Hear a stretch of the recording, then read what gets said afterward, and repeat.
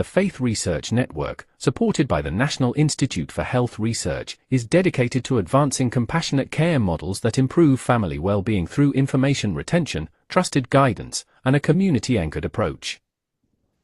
Guided by community-led research to identify root causes and employing a knowledge mobilization approach to prevention, the network develops social prescribing care models that connect individuals and families to community health services aligned with public health priorities.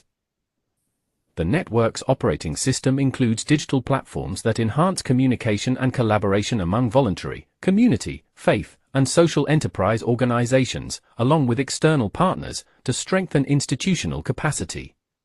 This is supported by a systems thinking approach, transformational leadership, resource management, and advocacy programs, delivered through communities of practice sessions, toolkits, and research initiatives, including a clinical trials forum, Prostate Healthcare Research Alliance, Sickle Community Research Forum, Women's Healthcare Research Alliance, and a Workforce Community Integration Forum. The network prioritizes professional collaboration as a proactive civic duty, fostering cooperation and collective action through neighborhood and local community hubs. Hello and welcome, and I'm really pleased. Today we have Tadala Kolawole. How are you doing?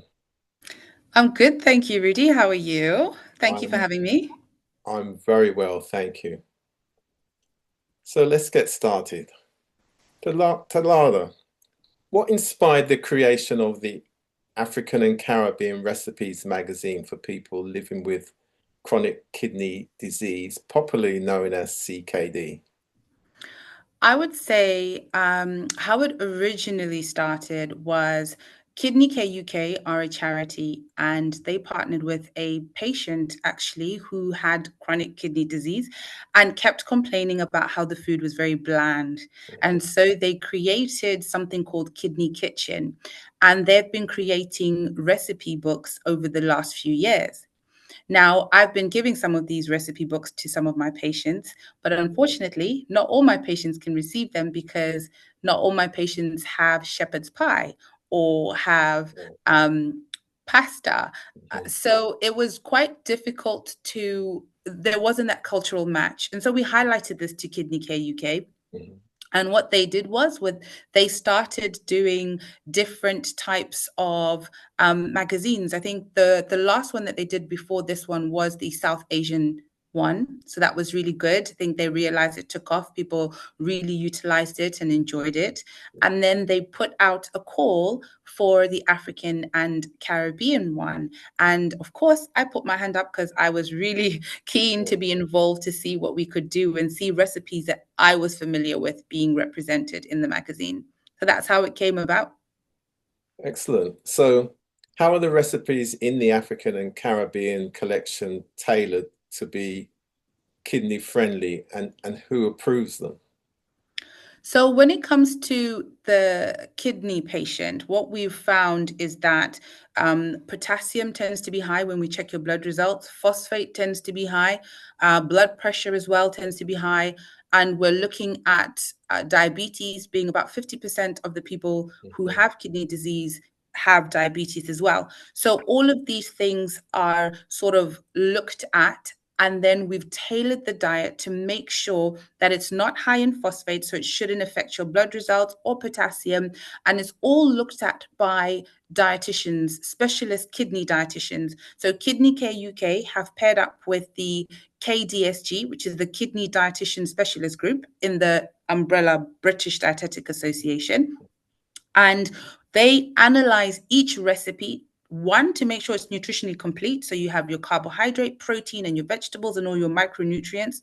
And then as well, as I mentioned, making sure it doesn't have too much salt because that will affect your blood pressure, and making sure that the carb content. So it also highlights portion control, which is really, really important in our communities. So that's how it comes about. So which African or Caribbean dish from the magazine would you most like to try, and why? Right. So there are a few recipes in the magazine. I'd say the one that I'm keen to try is the North African style Moroccan chicken tagine.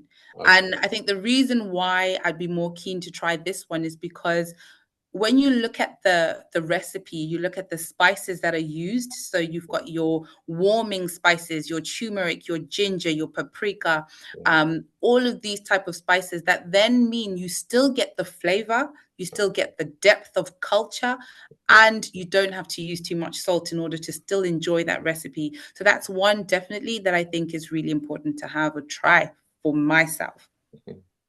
Okay. So what are some of the tips you found helpful when cooking lower potassium, phosphate, or salt meals inspired by these recipes? I think what was interesting when we developed this recipe, Rudy, this recipe magazine, we actually reached out to patients. We reached out to a lot of our patients here at Barts Health. But what we found was 100, no, it wasn't even 100, it was 293 patients responded. And they gave us tips on what they wanted to see in the magazine, what recipes. And then they also gave some tips for each other. So some people said, I use lemon on my chicken, that helps to enhance the flavor. Some people spoke about using tin varieties of foods because those have lower potassium in them.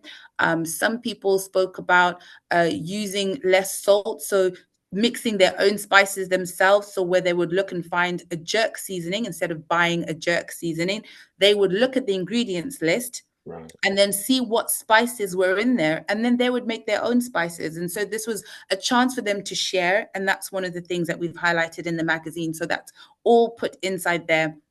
But another thing that we highlight as well is, I said the tin variety, so where you're looking at using canned tomatoes instead of fresh tomatoes. And I know a lot of the time people frown at canned foods. We're like, oh, it's processed, it's not fresh. But that processing in this case actually helps with the potassium reduction. So you're still getting the fiber, but you're getting less potassium. So there's definitely a lot of tips that are in the magazine that I would really encourage our patients to have. But I think the most important thing that I would focus on in this recipe magazine is the portion control, because you may be eating something that is good for you, but your portion can be too much, which then makes it a massive issue. And in our communities, having a big plate full of rice and your stew or your meat on top and vegetables or none falling off the plate is really, really common. So where we're looking at this recipe magazine, we're highlighting that you need to have all these components on the plate. So it's really helpful. So if you could add another dish to this collection, what would it be and how would you make it kidney friendly? So I'm from Southern Africa. My parents are, I have some South Africa in me somewhere far in the line, but Malawian, as my name says, Tadala. And I would definitely add here a chakalaka and a boerewors. So chakalaka is like a medley of vegetables that are put together. It's a South African dish. My tip for when making that is to use low potassium vegetables. And again, those tin tomatoes that I said, to use tin tomatoes, less tomato as well, replacing it with some peppers instead. So you still have that red color that you're looking for. Low potassium vegetables like the cabbage is what I would use. And then boiling some of the vegetables before and then adding them to the dish a little bit later. So that's one of the ways to reduce the potassium there. And then another thing where I mentioned the boerewors. So boerewors are a type of sausage. Now we have barbecues galore. We call them braais in the South. So it's a braai. So every Saturday we're having braais, enjoying ourselves in the sunshine. And so these sausages are a hit. But you can make your own sausages. And what I would say is the cut of meat that you use to mince to add into your sausage would be really important. So you're choosing lower fat. So you'd be reducing your saturated fat, which is good for the heart. And then as well, you control the spices and the amount of salt, because sausages can be quite salty. So if you make it yourself, you can reduce the amount of salt that you're actually adding in there. So you still get the flavor from those spices, you get a healthy cut of meat, and a healthy dose of sunshine and enjoying yourself in the sun and eating a lovely meal. So I would definitely add those. If I could add the sunshine too for the UK, I would, but hey. That would be good, particularly at the moment. Yes, I'm feeling the cold. Yeah. So finally, before you leave us on this program, if people are interested in accessing the book, and also if they may have concerns about their kidney health, could you give us some details around that? Okay, so as I mentioned, I'm paired up with Kidney Care UK. Mm-hmm. So if you Google or you search in your search engine, have a look for Kidney Kitchen. Okay. You will find an array of recipes on there. So not just the African and Caribbean, but you will have the South Asian, you'll have British, you'll have all sorts of different recipes on there. And that's mains, desserts, starters, breakfasts, all sorts of foods will be on there. So you can have a look. If you've got any questions, so if anyone has kidney disease and they'd like to speak to someone, Kidney Care UK are very, very helpful. You can also translate their page into different languages. So if people can't speak in English, or it can be read out to you if you're visually impaired. So it's a really, really useful website. They've got a lot of patient information on there. And they are a charity, so you can reach out. They have counselors to explain certain things, because it's a big diagnosis, chronic kidney disease. It's chronic, so it's long term. So some people really struggle with, how am I going to process this? I can't speak to my family because I don't want them to worry. And you can't keep it all to yourself. So on that website, there are telephone numbers that patients can call, people can call, speak to someone, help to process those things. And there's a lot of support. But if it's medical advice that people would like, then I definitely suggest speaking to GPs. And if you're already a kidney patient, then highlighting your diet to your kidney dietitian and having a closer look at your blood results. That would definitely be ideal. Thank you, and good day. Thank you. Bye. Bye.